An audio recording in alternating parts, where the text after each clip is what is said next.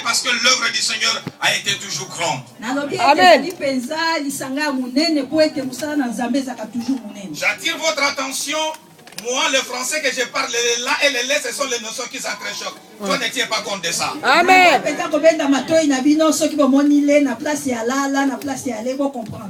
moi, je viens d'un pays qui parle le portugais, donc le français, je l'apprends ça comme ça par la grâce du Seigneur. Et les là s'entrechoquent, et les là, c'est des notions qui s'entrechoquent. Ne tiens pas compte de ça. Vous êtes là? Amen. La vision de Dieu a été toujours grande. Tu appelles Moïse, il dit Moïse, ôte tes souliers. Parce que le lieu où tu te trouves, c'est saint. Là, je suis dans le livre d'Exode, chapitre 3. Moïse voit une buisson et un arbre tout en feu. Mais il dit, mais quelle est cette grande vision? L'arbre est tout en feu, mais l'arbre ne se consume point. C'est là où j'ai su que la vision de Dieu n'a été jamais petite. La vision de Dieu, c'est une grande vision. Amen. Et j'appelle cette communauté une grande communauté. Amen.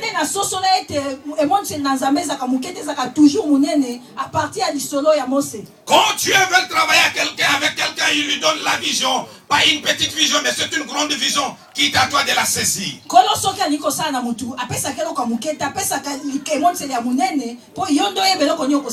Merci pour vous qui sont là ce matin. Mais notre sujet à partager ce matin, c'est le linge de Dieu serviteur. Le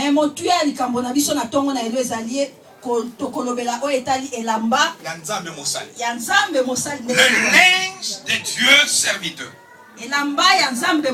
Pourquoi j'ai choisi cela? Ici c'est le frère Jean qui est en train d'écrire. Jean a écrit plusieurs mystères dans la Bible. Et Jean a parlé plusieurs choses. Il a enrôlé même plusieurs prédicateurs. Parce qu'il parlait souvent de père, fils, père, fils, père, fils. C'est ici où les adeptes du trinitarisme sont tous tombés dans le chaos. Ils pensaient que Jean parlait que Jésus était un petit Dieu qui allait faire le voyage pour voir un grand Dieu. Je voulais juste vous dire que Jésus n'était pas un petit Dieu comme les gens le croient. Mais la Bible dit qu'en lui habitait corporellement toute la plénitude de la divinité.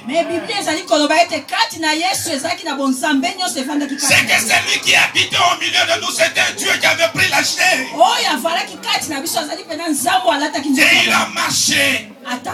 Est-ce que vous êtes là? Amen. Il a enrôlé plusieurs prédicateurs. Parce qu'il parlait de père, fils, père, fils. C'est ici les gens sont tous tombés dans le chaos.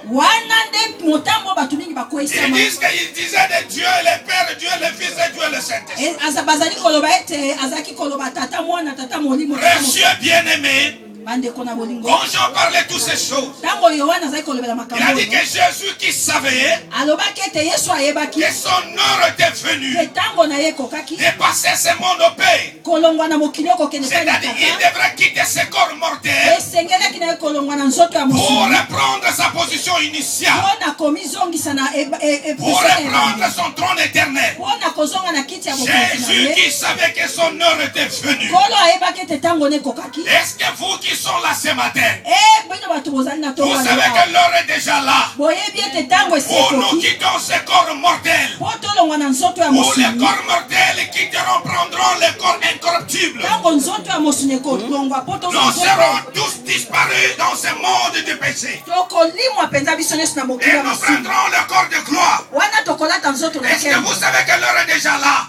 Est-ce que vous avez été Jésus qui savait que l'heure était déjà venue, où il devrait quitter ce corps, où il devrait quitter ce monde, pour reprendre la position initiale. Si Jésus savait que l'heure était déjà là, vous qui priez, vous qui chantez, vous les prédicateurs, est-ce que vous savez que l'heure est déjà là? Vous de quitter ce monde de paix, de quitter ce corps mortel de revêtir l'incorruptibilité. Parce que tous les signes que le Seigneur nous a donnés, nous les voici accomplis. Il dira, vous verrez dans les derniers jours de la famille. Les gens aimeront le plaisir plus que Dieu. Ils deviendront les ennemis des gens de bien. Les enfants vont se rebeller contre leurs parents. L'iniquité va accroître. Ce sont toutes les signes que le Seigneur nous a donnés.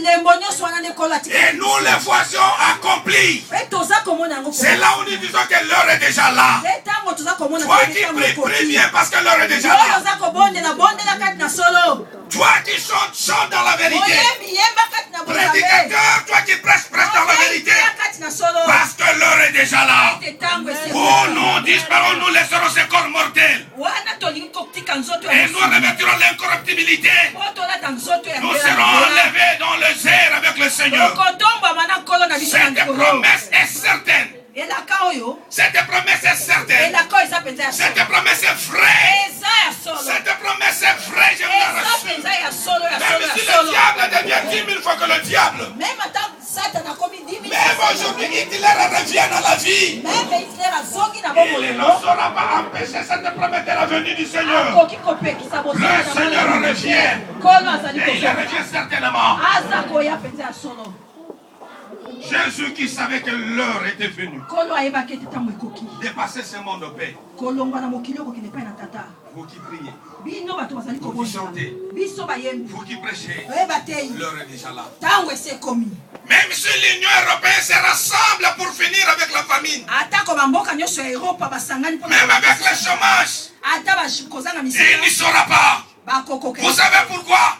Parce que ce sont l'une des promesses du Seigneur. Vous verrez la famine, vous verrez des nations qui s'élèveront contre des nations.